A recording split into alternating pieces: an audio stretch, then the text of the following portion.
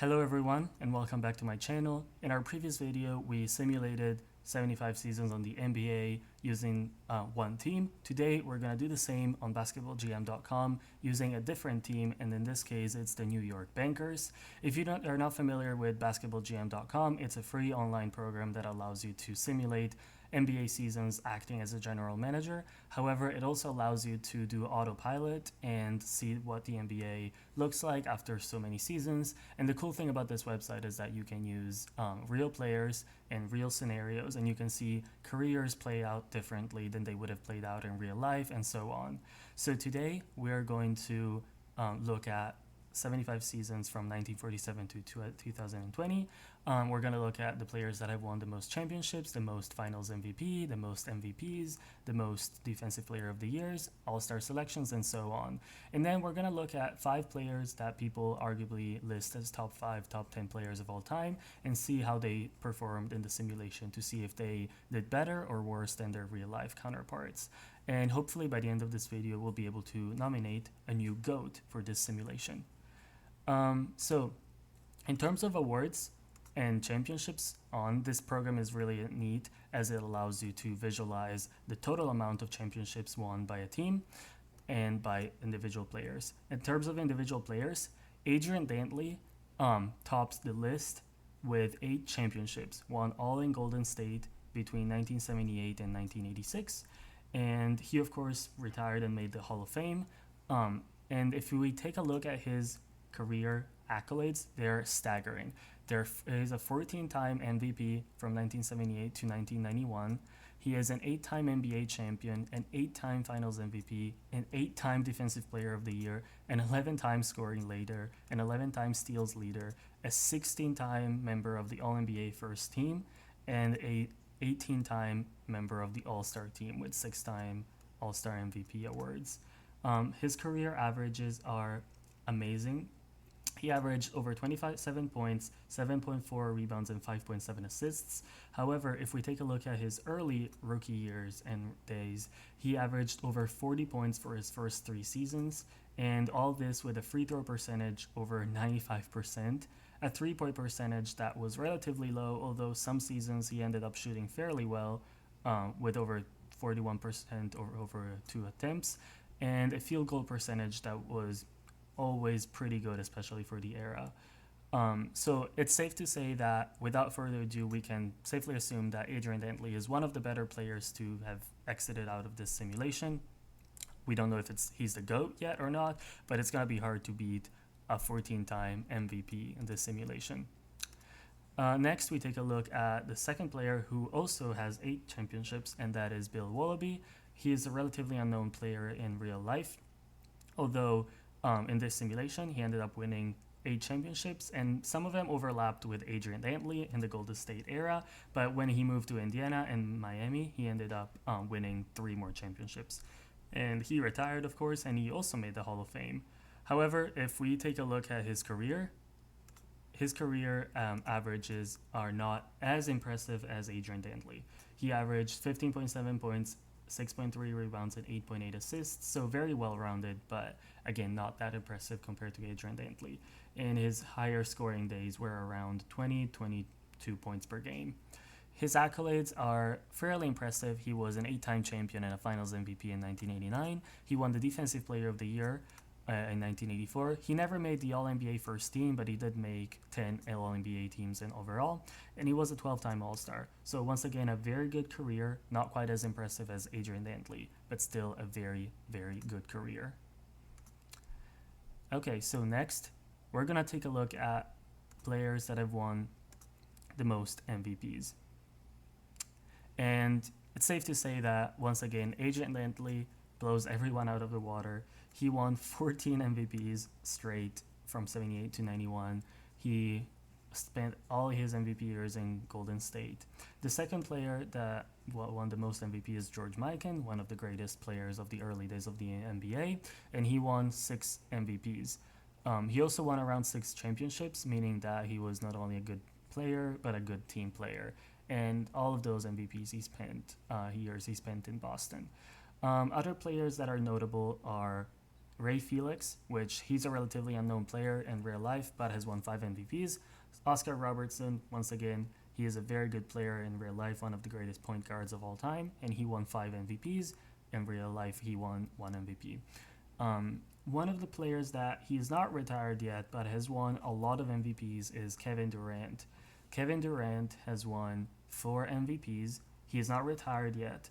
Likely not going to win more MVPs, as his last one was 6 years ago, but he won 4 in Brooklyn, 2 in Brooklyn and 2 in Chicago for a total of 4.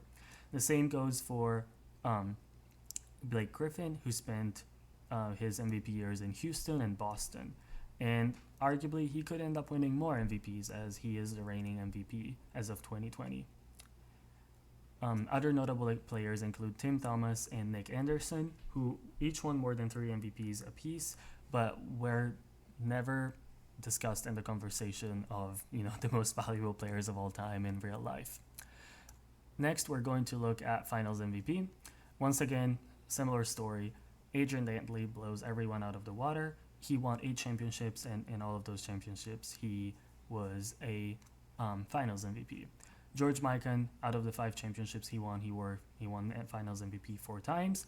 And then Allen Iverson, who's had much better luck in the simulation than in real life, as he won 3 Finals MVP. And if we just take a look at his career, he had really, really good longevity. We can see here that he spent from 2002 to 2013, he spent lots of his years in Oklahoma City, Orlando, and so on. And he went back and forth a little bit.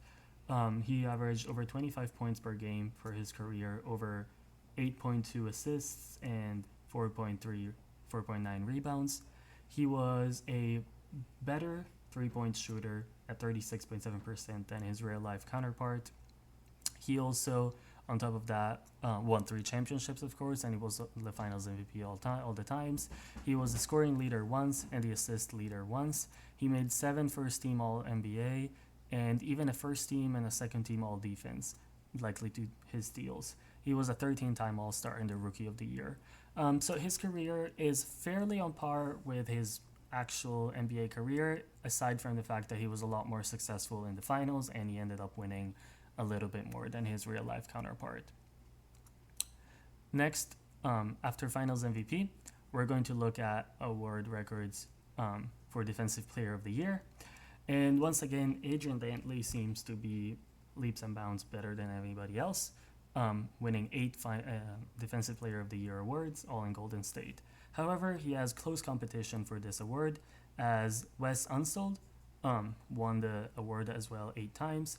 From 1969 to 1976, he won Defensive Player of the Year all 8 times. Let's see if his career reflects that. He actually has a pretty good career, averaging 20.3 points, 6.8 defensive rebounds, which is excellent, total of 9.5 rebounds, and 4.8 assists. So very good career overall. His scoring averages actually are very impressive, as he ended up averaging upwards of 30 points for one season and upwards of 20 points for multiple seasons.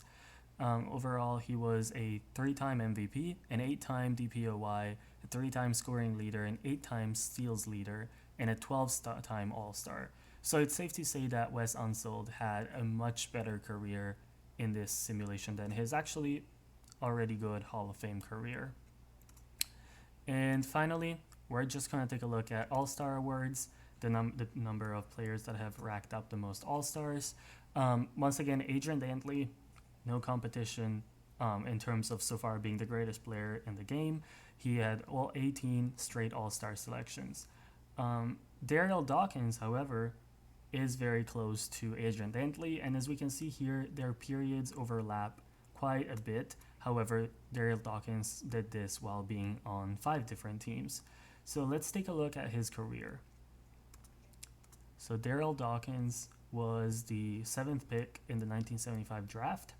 He had career averages of 22.6 points, 8 rebounds, and 2 assists. And his 3-point percentage was relatively low, but likely because he didn't need that.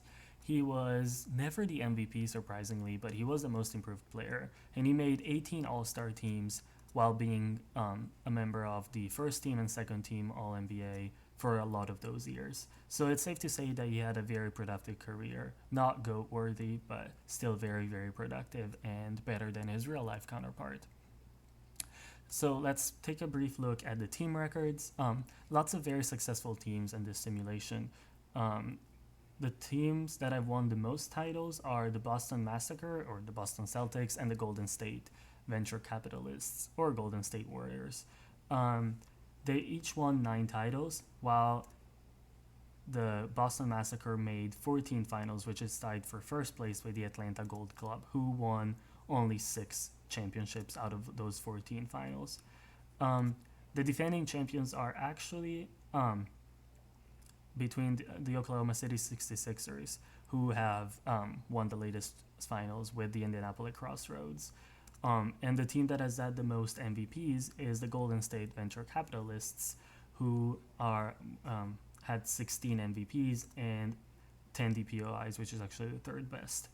So now let's take a look at some NBA players that are historically great in real life and see how their simulation counterparts fared. So we have Michael Jordan, who was the first pick of the 1984 draft, this time by Indiana, and this time he was actually picked first, rightfully so. His rookie year was relatively similar to his actual rookie year. He averaged 27.9 points, 6.2 rebounds, and 5.1 assists, which are excellent numbers for a rookie. For his career, however, the average dropped quite significantly. And actually, as we can see here, his rookie year was his highest scoring year. He averaged 19.4 points, 4.1 assists, and 5 rebounds. So once again, relatively good number, but nowhere close to the stardom that his actual real-life counterpart had. And we can see here that he retired in 1996, while in real life in 1996, he had just... Actually, apologies for that. Sometimes this website wants to reorganize things in a certain way. He retired in 1998, which is on par with what he did in real life before he made the comeback to Washington, D.C. So once again, his career seems to have been relatively productive, however, nowhere close to the stardom of his actual career. He was a 2-time NBA champion and a 1-time Finals MVP. He was the Rookie of the Year, but only made the first team All-NBA once in his third season, and he was a 7-time All-Star, which is good, but then again, nothing close to his actual NBA career. And it doesn't look like injuries affected him too much. This simulation, or this website in general, is usually prone to giving players lots of injuries, and this is relatively normal for a simulation. So likely it was just that his simulation just didn't work out as well as his NBA career. Next, we move on to LeBron James. LeBron James was drafted number 1 in the 2003 draft out of his high school, and he was selected by the Memphis Grizzlies. Surprisingly, when we look at his career in terms of averages and points, his rookie year was okay. He averaged 16 points, 6.9 rebounds, and 4.8 assists, which in terms of rebounds and assists, that's pretty close to his actual real-life counterparts, but the points are much, much lower. And in terms of his career, he only averaged 13 points, 5.9 assists, and 5.3 rebounds. Once again, this is likely due to the last season in Indiana where he averaged 0.8 points. So that's unbelievable to think of LeBron James averaging less than a point per game. Once again, he retired in 2020 and he was inducted immediately. This is how this simulation works. However, arguably, he is not as deserving of a Hall of Fame selection as many others. He only was a member of the All-League team once, and it was a third team. He was a 5-time third-team All-Defensive player. In this case, in this simulation, there is a third-team All-Defense. He was an All-Rookie in his first season, and it was an 8-time All-Star. So it's safe to say that he was a lower-tier All-Star player, sort of like Andre Iguodala, like a little more longevity. So if you think that Andre Iguodala deserves to be in the Hall of Fame, then you would agree with LeBron James in this simulation being in the Hall of Fame. it looks like his career was plagued by injuries here and then, with especially a fractured foot later on. And he retired in 2020, so it would be the equivalent of LeBron retiring at the end of this season. So a little earlier than we would expect, of course. And it's safe to say that his career did not pan out as well. Next, we have Magic Johnson. Magic Johnson, the greatest point guard in NBA history, was selected with the first pick of the 1979 draft out of Michigan State by the Denver Nuggets. In his rookie season, he averaged 16.2 points, 10.2 assists, and 5.9 rebounds, which is slightly lower than his actual numbers, especially in terms of rebounds, but still really, really good. And for his career, he averaged 15.5 points, 9 assists, and 5.4 rebounds, which is, once again, slightly lower than his career averages, but still very, very good. And as we can see here, he had multiple seasons averaging 10 or more assists. In terms of scoring, just like his real-life counterparts, that wasn't his forte. Multiple seasons averaging 20 or 19 points a game, but then again, he did that with very good efficiency, but that was never his primary role.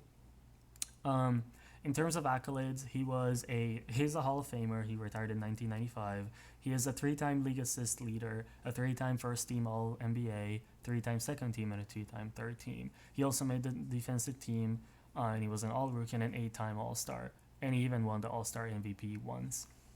So once again, it's safe to say that, well, this is a Hall of Fame-worthy career. It's nowhere close to the GOAT point guard status that he achieved in real life. Next, we're going to talk about Kobe Bryant. Kobe Bryant was picked 4th by the Utah Jazz in 1996, in this simulation at least. And let's see, he retired in 2008, meaning that there was something probably that interrupted his career later on, because that's only an 11-year career, which is uncharacteristic of a player coming out of high school. In his rookie season, just like in his real-life season, he only averaged 7 points, 1.9 rebounds, and 1.2 assists. And for his career, he averaged 11 points, 3.3 rebounds, and 2.6 assists. So it's safe to say that even in his best season in Utah in 1989, where he only averaged 18 points, he did not come close remotely to the scoring prowess that he demonstrated in real life. In terms of accolades, he won 1 championship. He was the league's most improved player and a 3rd team all-defense member and a 3-time All-Star. Unfortunately, Kobe Bryant was not selected for the Hall of Fame, rightfully so for this simulation, although it hurts to say given how good he was in real life. But, an athlete with this kind of accolades would not qualify for the Hall of Fame. So it's safe to say that in this simulation, Kobe Bryant did not live up to the expectation. Lastly, we have Kareem Abdul-Jabbar, by many considered the greatest center of all time, or at least a top 10 player of all time. He currently holds the records for most MVPs, won by a single player with 6, and he also won plenty of championships in his real life. In terms of career, he was selected with the number 1 pick by Oklahoma City in 1969, which this was likely the Seattle Supersonic back then. In his rookie season, he got off to a very good start, averaging 27 points, 11 rebounds, and 1.2 assists, which are relatively on par with what he did in his actual season. For his career, however, he only averaged 18 points, 7.5 rebounds, and 1.0 assists, which are a really good number, especially for this simulation, but again, nothing close to being a top 10 player of all time. His 3-point percentage, of course, is putrid. He only averaged 7.9% on 0 attempts, so it's safe to say that the 3-point was not his weapon of choice. He was a Hall of Famer when he retired in 1982. He won 3 championships, 2 Finals MVP. He was a Rookie of the Year. He seems to be a defensive specialist and rim protector, having 6 block titles. He was a 4-time All-NBA second team and 2-time All-NBA third team member. He made the All-Defensive team 8 times, and he was a 7-time All-Star. He was not as prolific for the entirety of his career as he was in real life, having only played around 12 seasons in this, while in real life he played well into his 40s. Of course, by now he's 74, in the simulation and in real life. So once again, Kareem Abdul-Jabbar did not live up to the expectations. So at the end of this video, we can safely say that, well, for the first simulation in my previous video, the GOAT conversation was between two players. In this specific video, it's safe to say that there is only one answer in terms of who the GOAT is, which is Adrian Dantley, the number 1 pick of the 1976 draft, who played from 1977 to 1998 and amassed a total of 14 MVPs, 8 championships, and 8 finals MVPs. Honestly, he even surpasses the GOAT of the previous video, which I'm not going to spoil, of course, so you can check it out. But Adrian Dantley blows everyone out of the water with both championships, DPOYs, and MVPs. Once again, I encourage you to check out Basketball GM online. It's completely free, and it's an amazing tool if you're a stats and simulation geek like I am. Thank you.